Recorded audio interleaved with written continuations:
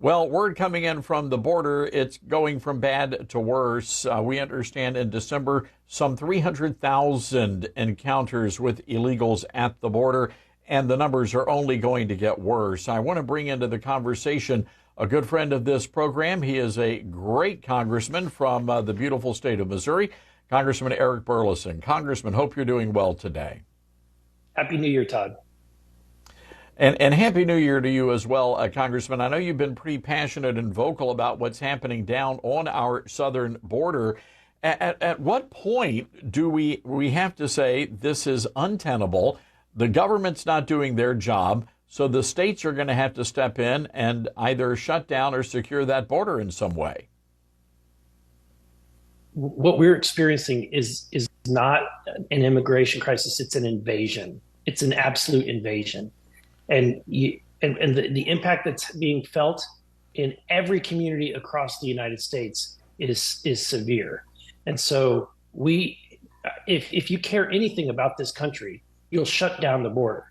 When I talk to my constituents back here in district, their view is either shut down the if you're not going to shut down the border, shut down the government until they do it.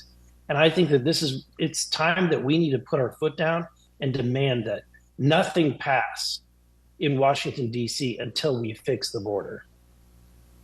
Well, you're not going to get an argument out of me on that one, Congressman, and you may very well have that opportunity in a couple of weeks with the looming shutdown. But when you look at what's happening on our border, we know that plane loads are being flown to Chicago and New York City, the buses and the whatnot. But the reality is they're still coming across the border. And at what point do we invoke Article 4, Section 4 if the federal government's not going to protect the states? At what point do the states have to rise up and say, you know what, we've got to take care of business ourselves? I think the states should take care of the business. That's why one of the bills that I'm sponsoring is a bill. Josh Hawley is the Senate sponsor of the same bill, and it gives the states the authority to enforce the federal immigration laws. And right now, when Texas and Governor Abbott are trying to implement some kind of sanity on the southern border, sadly, the Biden administration is fighting them along the way. And I think that at the end of the day, what's sad is that we're seeing a Biden administration who has the same laws on the books that President Trump had, and yet he can't use those laws to keep the border shut down. And it's because he doesn't want to, Todd. He wants this situation for whatever crazy reason. And so well, what do you think that reason is, Congressman? Because President Trump, over the weekend, President Trump said flat out, hey, Biden's doing this because he wants these people to vote in the upcoming election. Do you have that concern as well? I do. I think that that's the end game. I think that's their plan, is to bring people in who are coming from communist countries, who are coming because they voted in all this socialist garbage in their own country, watched it collapse, and now they're bringing problems to the United States. And I think that, look, you have an administration who's unhappy with the status quo. They want to systematically break down every part or infrastructure of the United States. They consider us by calling it using critical race theory or diversity, equity, inclusion, saying every part of the United States is somehow is evil and corrupt or has corrupt origins. It's really sad to see what's happening to our own country, and I'm not going to be a part of it. I want to fight everything I can to make sure that we secure the border. And look, going down to the border, I think it's great that the speaker's going. I've already been to that section of the border. There's no longer time to do the theatrics. I think it's time that we go to DC and we compel this administration to actually shut down the border. The bill that I have and Josh Hawley has says that if you're not going to do it, let the states do it. And I think that that's the best possible path. Look, I agree with you because the greater concern is you've got sleeper cells, and I know we've had you on the program before. You say it's not a matter of if, but when. My concern is how the American people are going to respond if we have terrorist attacks on American soil and the people responsible came across that border. I think that's going to be a bad day to be Democrat. Exactly. We've had nearly 6.5 million, close to 7 million people come across the border, and hundreds that we knew that were on the terror watch list. So it's just a matter of time, Todd, before we see something that's akin to 9/11.